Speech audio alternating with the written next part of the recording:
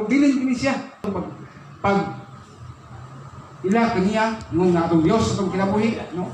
Aron nga dili mauga ang ato ang gugma ato sa buhi nga Dios atong pangamutan nga magkahing panahon nga makabasa ta sa pulong sa Ginoo. Amin ba nga mga igsunan, no? Na mga panahon siguro nga mamaptan ka o busy sa imong kaugalingon. Pero pangamutan nato nga makakahintag panahon ya sa pagbasa sa pulong sa Ginoo. Sa kamay na, no? Nga, mabasa ko sa versikulo o kapag Bible, no? Ingon kang kamurais bitaw ka sa pulong sa Ginoo kang Salmo 23:1, pwede mo na sa i-recall. Ibalik mo nga momento mo ra man ta kung memorise ako tong sulti, no? Ingon niya sa Salmo 23:1, siyo pa mo ako man balantay ug walay makulang kanako, no? Diya makita wala ka mauga, no? Diya makita nga ikaw wala ka na dry, kung dili nagpabilin ka nga duna kay pagtuo pag-ila sa pambuhi nga Dios. Sa ato ba karon nabatay nabay mga kabanan natin nga pag-memorize ang versikulo. Mutan nga maka-memorize mo isa, no? Sa kadadlaw, no? Ako bitaw sayon nga sige memorize ni pro makalimot pag mo ka ba memorize sa kublay na po, no? Ano ba? Pro nay mga common verse nga imong nga ginakanunay ginabutang sa imong una-una. Dili gyud nimo siya mawala sa imong una-una kapag bati. Kanunay nimo siya hinumduman, no? Muna ingon nga sa mga pasabot niya nga pag-ila yung gugmang nato sa Dios wala mag-uga, no? Ano naman just pulong sa Ginoo naman kay nasilsil diha sa imong una-una o pagbati. Mabida lang ingon diha sa Psalms 1, no? Nakamurais ikaw to ganina, gibasa mo to ganina ang Salmo kapitulo 1, balik ka magbasa, no? Sa versikulo 2, ingon siya diha nga mo iyang kalipay ang pagtuman sa balaod sa Ginoo o ituon siya nini adlaw o gabi, no? Isa ni siya sa gipaabot kanato gyud, no? Nga magahimo gyud kita og pagbasa sa pulong sa Ginoo kay mo kini siya ang pasabot nini nga sulat nini sa Salmo kalipay gyud niya ang pagtuman sa balaod sa Ginoo. Manikawot ta, no? Nga mamutuman ta sa balaod sa Ginoo aron nga mo kini siya sa basihan nato pod, no? Nga atong gugma nato sa Dios wala mauga. Minti kini, no? Minti kini siyang ligon, presko. Minti kini siyang nagbasa kanunay, no? Ug biskot kang nagbasa ang kaigsunan. Dunay man punto diha nga makayon ka sim kugulingon nga inaani di ay, no? Kanunay ang masatian sa mga kinabuhi. Katulo mo kaigsunan, no? Kung doon na tayo gugma sa pambuhi nga Dios, wala madry ato gugma sa pambuhi nga Dios. Doon na tayo pagkabuhaton, no? Kini magdugmaay ang usag-usa. Usa ka sugo sa Ginoo nga natay paghimuon nga pagdugmaay sa usag-usa, no? Yung kasi yung kugulingon nga higugma man ko sa kong suon sa unod, no? Kanang kung maigsuon ako wala pag ginako na sila ingon ka nga matawag ka tanaw ako nga kanon na ko kontra, no? Ikaw ingon nga nas Ginoo pakita gini mo nga love gini mo yung mga mahal sa kinabuhi, no? Love mo ang isig katao po, love mo ang isig kaso itong mga kaigsunan respecto, no? Dili na to pwede nga pasakitan ng ilang pagbati, no? Tungod kay isa ni siya sa gipaabot sa Dios kanato sa itong kinabuhi nga dili na ma-dry sa pagmahal sa usag-usa kanato, no? Muna kasi na mga panahon usahay nga makahinundong ko usahay hindi man sa iwan nga manaway ko, no? Na mga panahon nga masuko ang mga membro sa pastor kay mangigo magwani, no? Na pastor na siya hindi sa mangigo niya pakawawan pa sa pulpito, hindi man maayo, no? Na mga panahon yung nana ba instead niya magpakita siya pwede naman niya na istoryahan si patawag niya katong yang kabalan sa iglesia nga nakahimo dili maayo pwede patawag niya kami sa duha magka-istoryahan ay lagi idayag yes nas pito ka nila naminaw daghang mga tao, no? Ang ingon ko itong hitundan nga agapin po na siya, eh. Hindi man lang po niya istoryahon nga kami lang duha para lang makasabot ko o mas gustupihan ko nga dili ang tao magbuhay mga pangutana, no? Wala nga ipasabot kayo, no? Nga dili mauga at gugma sa atong usap-usap. Ako kaini kayo og sugo sa Dios kanato, no? Bisan to ikaw naglingkod ka diha nasa imong liyo, nasa imong atubangan, nga lingkuranan, imong ipakita kaniya nga gimahal gid nimo siya, no? Pinagi sa imong padayag sa imong mga lihok, sa imong mga sultihan, sa imong sa imong mga gawi nga dili niya makita, nga dili niya mabaluan nga wala kaniyang nagmahal. Kaya itong mga ginikanan, may mga anak nga medyo, no? Kusog po sila nga makapasakit nga ito silang ginikanan. So, ato sila ninayon labi na kay Kristohanon ta, no? Ano paningkamutan nga mapakita ginato dili uga at gugma sa usa, no? Mga sunod kinabuhi mga isunan sa lain nga pagka istorya, no? Dili unta makita sa Dios nga nag-uga ta, nag-uga ang atong gugma sa Dios, nag-uga atong gugma niya sa pagtuki sa balaang kasulatan, o nag-uga atong gugma sa usag-usa kanato. Isa kay mga igsoon kini uga atong gugma nya atong mga nangawala nga makala, no? Abi mo kay isunan sa atong labuhi sa ato pagpangalagad sa Ginoo, siguro makapangutana ka asa na ito kung mga kawanang sulod sa iglesia nang wala naman to sila, no?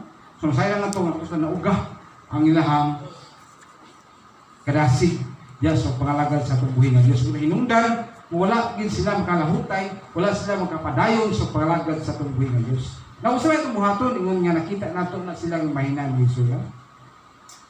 Bili na to hunungon, bili na to undangon ang pagdasig hapon nila ang pag-gigon sa ilang kinabuhi, no? Dapat dili na mauga ang ato ang kadasig, dili mauga ang atong pag-gigon sa usag-usag, dili mauga ang pagpati nito na kay pagpakabalang nato kanila, no? Muna dunay mga panahon siguro kung kinabuhi nga mangutana ka, no? Yung kasi mong kagalingon nga bahala na siya, nanong day impierno na siya, ako ray malangit, hindi ko din, no? Ang problema pa day pag sa panahon singingon ka, hala, ano sa itong tao nga kung tingnan nga balang impirno na siya? Ako ang may impirno, siya na nalangit man, kasi kana ba? No? Kaya huwag man takipalo sa dagan sa panahon kay kumpiyansa na kasi mong kaugalingon, singingon kasi mong gulingon, nga ako kay nagpalayo ko sa pangalagad sa Ginoo, langit hindi ko alay paingon, na kay katong tao nga wala sa pangalagad sa Ginoo, na kay katong siya kay sakop naman to siya, no? Sa Dios. Ang alagad naman ko siya, ay tako lang na iyang kinabuhi. Nabugnaw siya, o nauga ang iyang pagtuo diya sa Ginoo. Pero naibalik siya. Siya ang kagulingon sa pag-ila sa itong buhi ng Diyos. O inungdan, kasabot ang panahon nga nagkahinusol siya. O niabot ang panahon nga siya, niabot ko diya ang katapusan, humang siya nga maginusol, niabot kaya ang katapusan, o kayang kalag, nadalas ilang sa Ginoo, ikaw nagpabilin, nga mo'y nagsaway kaniya, niya din, aptan kas kamatayon niya din ikaw, wala ka na ka, bagkos sa imong kinabuhi, niya ang imuhang padulungan din, kalaglagan. No? Kung tanaw ka sa langit, wala, tuwara mo ito kung igsuon nga kung isaway sa unang, sampai ka pagkos kalimutan. Kung gingnan nga, ikaw, pamahanag ka, ikaw, lalaki ba ka, babae, naglagot ka, samantalang ikaw, komportable ka sa iyong kagalingon, niya, ang sabay, ako na may napunta, at sa kalaglagan. Ang tao nga kung gidaot sa una, tuwa naman siya napunta dito sa kahimayaan. May mga panahon siguro ka magbibog ka kabahay niya na. Hindi ka sa panahon nga makita ka. Handa kayo makikisunan sa pagtuo. No? Buliyo sa imuhang pagtagad ng ugaling sa mga tao nga nangawala, sa mga kalag nga nangawala. Pero wala ka makatiman kanila, wala ka makasulti kanila sa kamatuoran para pagpabalik kanila sila kinabuhi nga sa Ginoo. Ay mong gibuhat hinoon. Narani mo ang sulti o mga sakit ng mga pulong at ito kanila. Ito sa akin pinagdaw mga alagad sa Ginoo. Makulbaan ba yung pagkuhan na magbantay po ko sa gulingon. Kaya mga alagad sa Ginoo, may kusog kayong mga storya o makapasakit sa ilang mga sakop. No? Na yung mga bungat silang mga bakbak. Siyempre ikaw nga diya nga mga kapati, no? Masuko ka sa pastor sa mga ikaw pa'y among magkadasig iyon naman nung kami gidaot, no? Nga kining usa ka puluhaton o kaigsunan isip usa ka alagad sa Ginoo, isa ka nga tigdarasig kayo, no? Kita mga kaigsunan ingon nga dugay na tang mga alagad sa Ginoo maningkamot nga magkapadasig dito sa pag-isig ka Kristohanon, no? Ato mga katawhan nga nangawala na ilang kinabuhi para sa Nagluling ayaw, tungod kay gusto nila nga malipay ang lawas sa mga buhat nga dili nakabuton sa Ginoo. Pwede na mo sila, no? At tuon, dasigon, ayaw na siya. Tungod kay di malipay ang Diyos nga na. Kaya ikaw, nabalo naman kasi kamatuoran. Wala mo kasuki. Ay lang po, palagutas siya. Ay lang po siya ina nga, di kay buot, no? Ako, tiguang na ikaw, di ka mukha kay buot, no? Kay makapahipos na ka na sa imong isig ka, Kristohanon, no? Ito mga nangawala na namakalag. No, ato kaya way ko rin mga igsunan. Siguro wala na ito bantay. Basig na uga, no? Ang mga Espiritu hamon nga bahin. Pero sa ato karon mga igsunan, nakita na ko, wala nita mag-uga, no? Kaya nagpabilin ta diha sa pagduol o pangalagan sa pagbuhig. Gusto niya mata kanunay, no? Ngayon ako nga maka-absenta, pero naipanahon dito mo, ipalik ka sa pangalagan sa pagbuhig ng Diyos. Yung doon tayo makaigsunan, nga na uga nagyod, wala isang magpakita dito sa simbahan, no? Makitaan nato na sila, ato na silang, no? Hinumduman. Uy, Brad, sister, ayun taon, no? Pagkalimot, pagpangalagan sa pagbuhig ng Diyos. Paningkamutan na to, no? Kay natay mga, ako kung kahibalo sa upan din nga, kanya ito nga nangalagad sa Ginoo. Kung doon na mo yung mga nabawaan, doon na tayo, wala mong balik, kasi pagkalagad, pwede ko rin inyong pabistahan niyo sila. No? Ako, maningkamot ko niya na alang sa kalambuan sa atong iglesia. Muna ning kabuntagon, isa sa mga punto nga itong sabta diya sa sinulat diya sa Isaias, no? Si Isaias usa sa propeta nga labihan ngayon siya ka dasig, no? Usa siya ka propeta nga naa sa mga sinulat nga mga kadasig kayo kanato nga mga pahinumdum kanato sa ngay natong buhaton sa atong kinabuhi. Dios sa ato sa mabot ng yaton kaluya. Sa mabot nato ang kalawang ta karon tingala ta sa lubot dia sige puta. Pero dili na to siya kanang ato matayan, no? Nga dili siya ingon nga makapapukan nato kanang mga punto. Kaya pulong sa Ginoo, yung kadasig yun kananay kanato, no? Sa angay na itong pagkabuhaton. Kumingon kasi yung kagulingan, gusto mo yung mga magighan nato niya, na? Kasi kinahanglan na to, na mahimutang balaan at tubangan sa Ginoo, no?